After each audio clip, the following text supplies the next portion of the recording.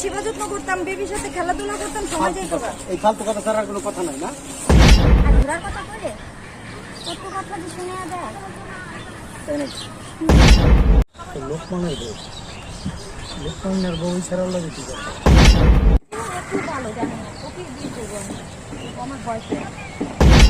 তুই যে কাজটা করতাছস এই কাজের জন্য আমি মনে করি ড্যাশ ধরেছি। একটু টেকনিক্যালি খাটাই, একটু টেকনিকটা খাটাই তোর তালাক দিয়ে দিলাম, আবারও কইলাম তোর 3 তালাক দিলাম। যা তাড়াতাড়ি আসো।